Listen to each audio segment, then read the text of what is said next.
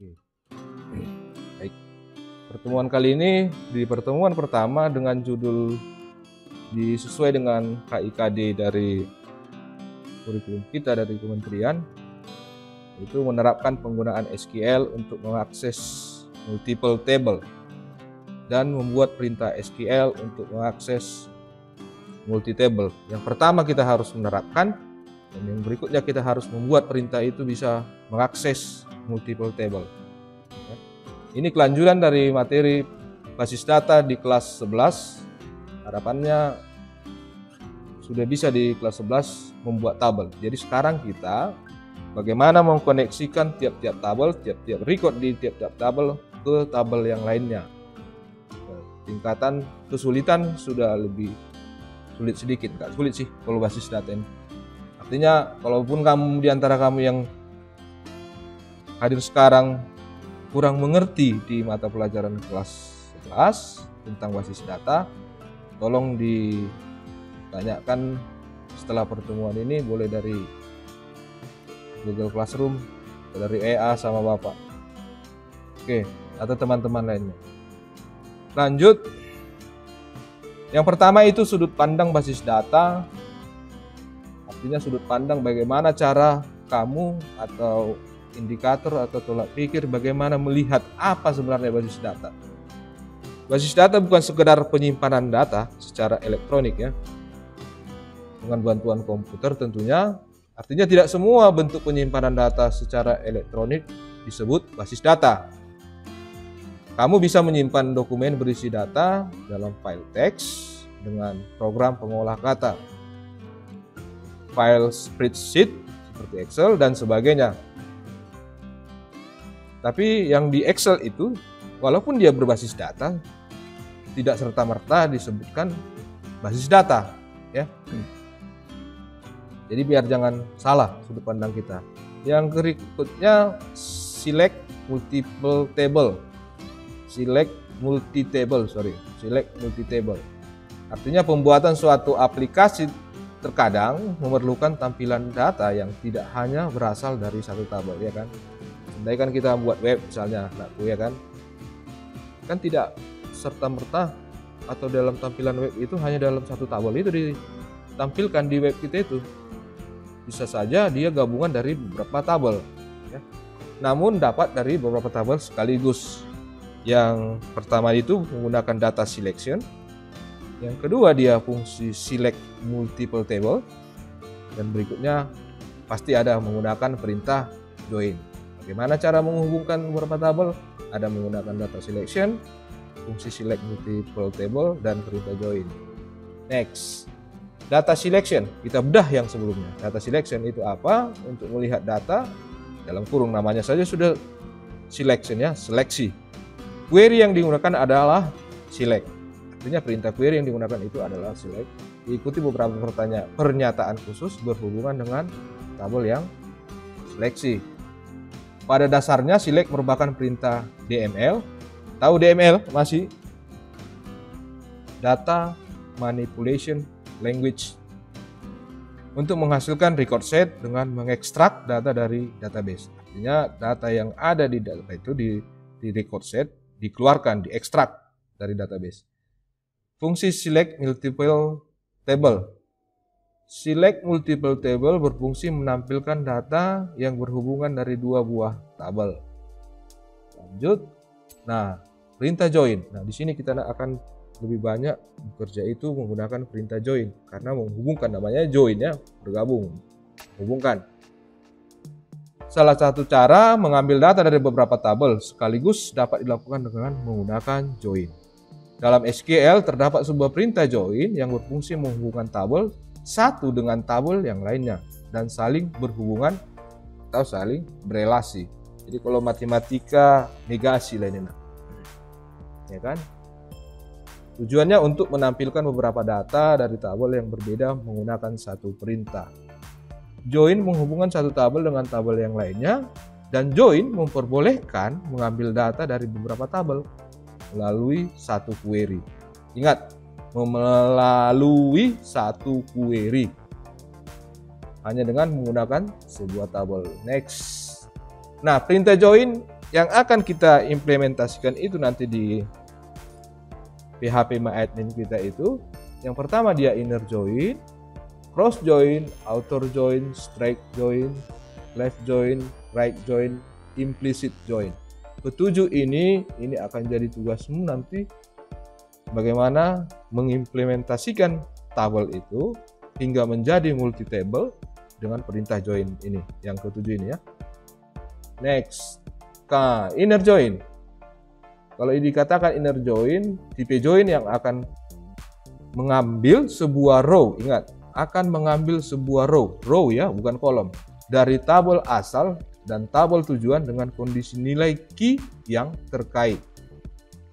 Ingat kata kuncinya itu nilai key yang terkait, artinya ada satu primary key yang terhubung. Kalau tidak ada, selama tidak ada itu maka tidak bisa terhubung. Jika tidak, maka row tersebut tidak akan muncul. Yang pasti itu kalau tidak ada key, maka data yang akan kita minta, yang kita inginkan tidak akan muncul. Contoh perintahnya seperti ini. Select bintang from karyawan inner join gaji. Select bintang from karyawan inner join gaji, baru enter.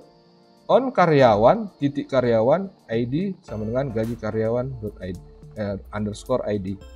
Itu file tabelnya sudah Bapak share semalam. Nah, sambil dibuka ya PHP MyAdmin-nya. Nah, di tabel karyawan ya. Nah, hasilnya nanti kalau dia di compile ini, record yang ditampilkan sebanyak 5 record. Ya kan? Nah, itu nanti ada si Santi, si Joko, si Dewi dan sebagainya. Inner join hanya memperhitungkan kondisi key yang terkait antara tabel karyawan dengan tabel gaji. Ingat tadi perintahnya select from karyawan inner join gaji, tabel gaji. Baru di bawahnya tadi kan ada gini, on karyawan titik karyawan, itu berarti menghubungkan tabel karyawan dengan tabel gaji. Oke, lanjut, itu inner join. Left join ini biasanya dikenal dengan left outer join. Jadi kalau jangan bingung kalau ada beberapa pihak yang mengatakan left outer join itu. Enggak, left join itu sama saja. Yaitu perintah untuk menampilkan semua data sebelah kiri. Ingat, data sebelah kiri dari tabel yang dijoinkan atau yang dihubungkan dan menampilkan data sebelah kanan yang cocok dengan kondisi join. Jika tidak ditemukan kecocokan, maka akan di set null secara otomatis. Perintahnya seperti ini. Select bintang from karyawan left join gaji. On karyawan titik karyawan underscore ID tadi sama dengan gaji titik karyawan ID. Dia menghubungkan apa key-nya? Karyawan ID. Oke. Di tabel yang digunakan apa? Tabel gaji dan tabel karyawan. Sehingga kalau di compile yang tadi, record yang ditampilkan sebanyak 6 record. Karena left join akan menampilkan semua tabel sebelah kiri. Lalu nanti dia left join juga dapat menampilkan data yang hanya kondisi key pada tabel foreign key kosong atau 0. Ya. Nah, ini yang kau tanyakan itu dulu. Kau nyeletuk kalau masih Bapak terangkan. Ini dia kalau coding yang kau minta. Select bintang from karyawan left join gaji. On karyawan titik karyawan sama dengan gaji titik karyawan ID. Where, ingat ada menggunakan where. Di mana gaji karyawan adalah kosong. Where spasi gaji titik karyawan is null titik com. Itu dia ya. Itu yang aku tanyakan tadi. Kita dibantu dengan yang namanya where. Oke. Maka data yang akan ditampilkan hanya satu record saja. Lihat dia diagram Venn. Ada Bapak buat diagram Venn, di bawah itu ada dua lingkaran, satu tabel satu dia penuh. Lihat dia ada negasinya kosong. Negasi antara dua tabel itu ada satu kosong, yang kecil itu. Nah, itulah dia, yang nol tadi. Jadi left join ini sangat perlu kamu pahami.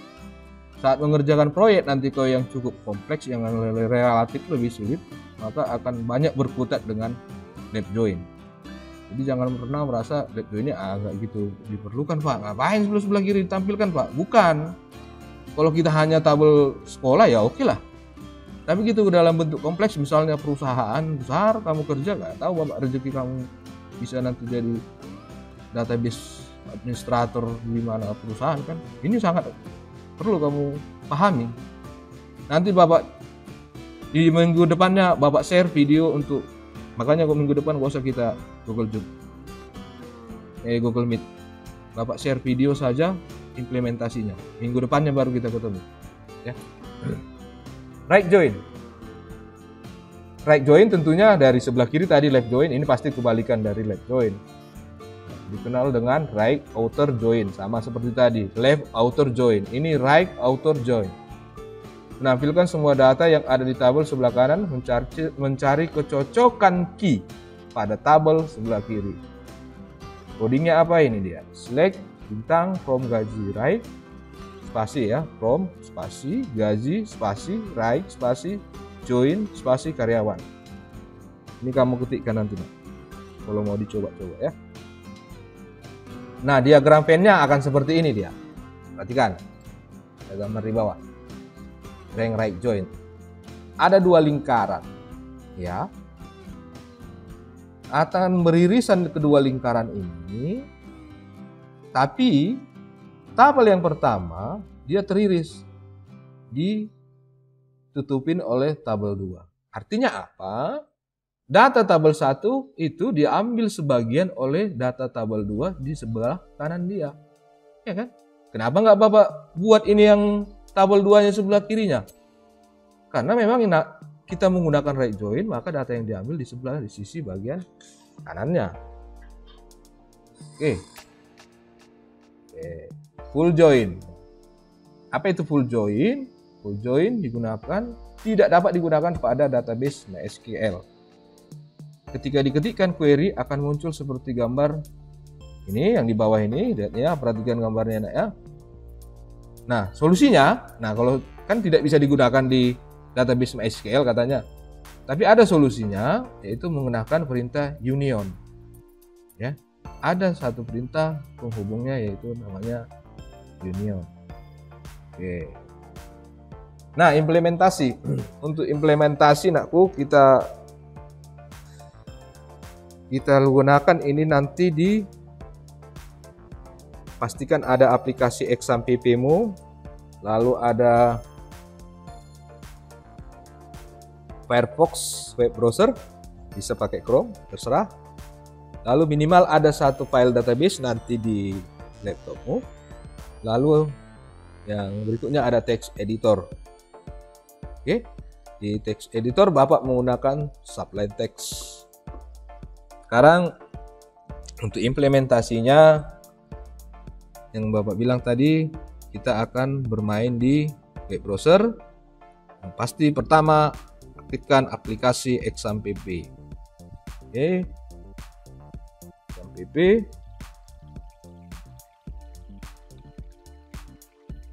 Semua sudah ada terinstall apanya ya, exampp-nya. Oke, exampp.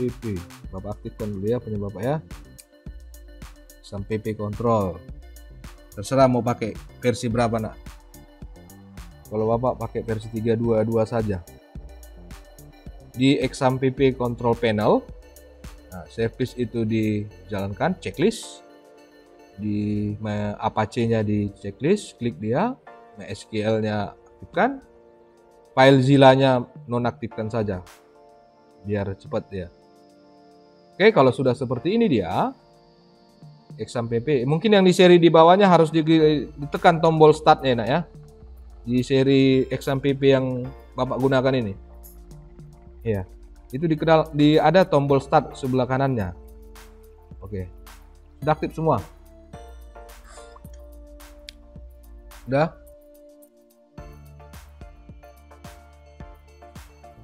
Oke, kalau sudah masuk ke Firefox.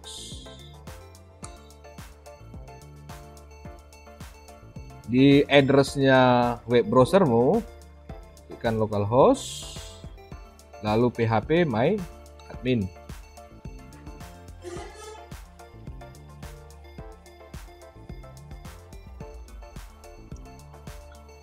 Nah, sudah seperti ini. muncul phpMyAdmin di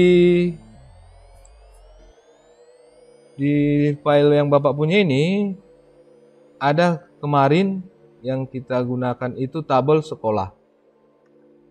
Ya. Ada tabel sekolah. File sekolah, sorry. Ada file sekolah, database-nya namanya sekolah.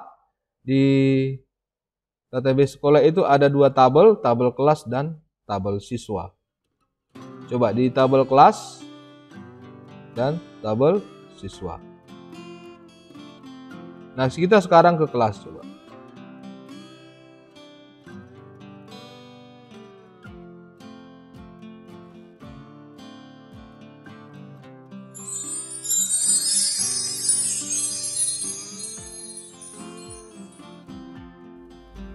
Oke, pada tabel semua tabel ini, nah ini dihapus saja semua data yang ada ya, yang sudah diinput misalnya sudah dimasukkan sebelumnya.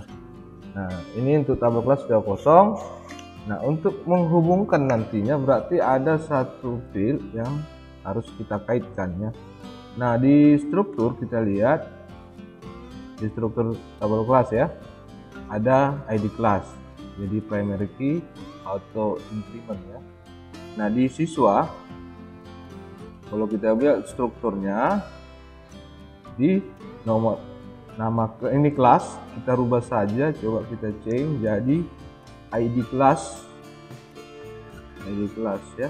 Ini ganti saja jadi ID kelas dia, ID kelas. Kayak underscore nggak tadi ya? Coba kita lihat di tabel kelas strukturnya, ID underscore kelas ya,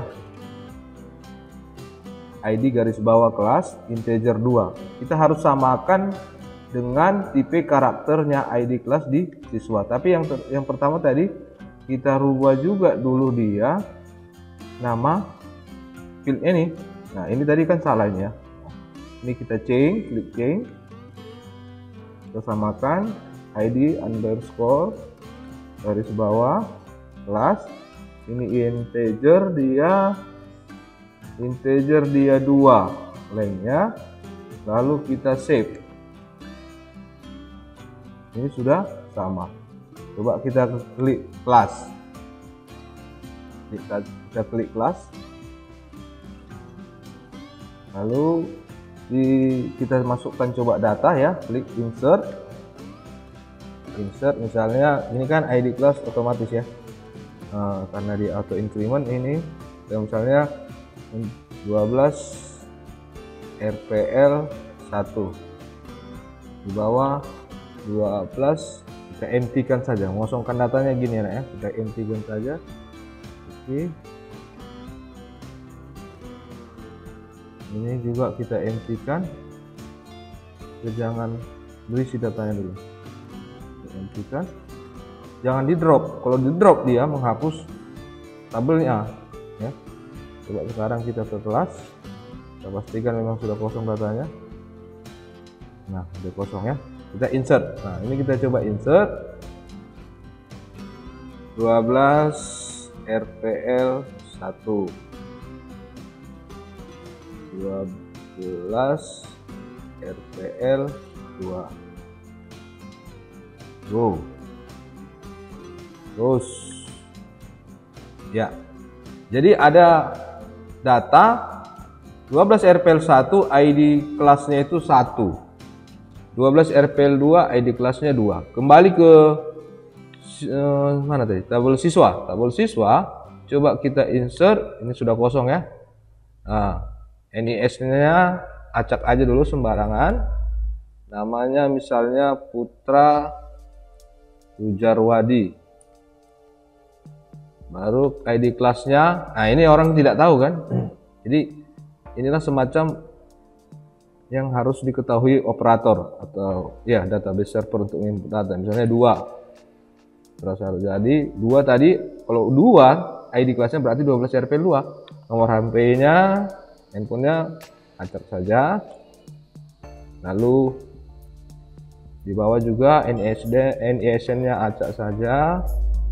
Namanya Erlita Sari, misalnya ID kelasnya 1, nomor HP-nya sembarangan. Misal, go. Coba browse dia. Ini dia ya. Jadi kita akan mengkoneksikan itu yang namanya multi table ya. Kita akan mencoba menghubungkannya ya, menghubungkan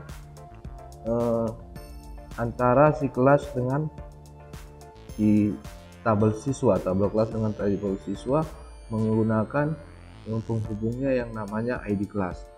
Nah, inilah yang akan menjadi namanya multi table. Karena dia multi table nanti yang dihubungkan dengan ID kelas, maka harus ada satu yang bisa menghubungkan mereka melalui ID kelas. Itu dia intinya ya. Yang pertama tadi kita merubah yang karena tidak ada kaitannya, tidak ada yang menghubungkan tadinya di antara kedua tabel ini, makanya kita rubah di tabel siswa, field yang tadinya namanya kelas itu kita rubah jadi ID kelas, kita samakan tipe karakternya. Ingat ya, namanya sama, tipe karakternya, nama fieldnya maksudnya, nama fieldnya sama, nama tipe datanya juga harus sama dengan tabel yang akan dihubungkan. Barulah dia bisa menjadi multi table. Nah, berikutnya itu kita akan membuat perintah SQL-nya ya. Perintah SQL untuk menghubungkan hingga bisa dibaca, menjadikan dia menjadi multi table ya. Perintah SQL-nya itu coba klik nama database-nya, klik sekolah, ingat klik sekolah. Lalu coba di tab SQL. Di tab SQL ketikkan dia select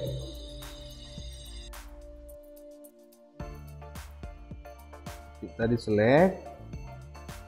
Oke, coba ini NISN panggil namanya, nomor HP-nya from siswa, digabungkan ke tabel kelas.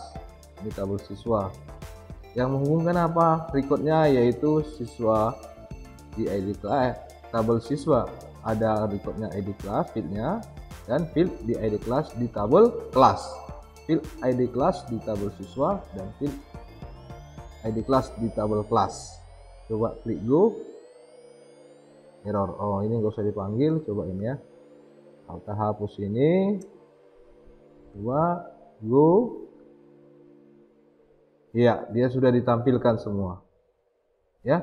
Jadi kita sudah menghubungkan dua tabel ya. Kita sudah menampilkan dua tabel dari tabel kelas dan tabel siswa.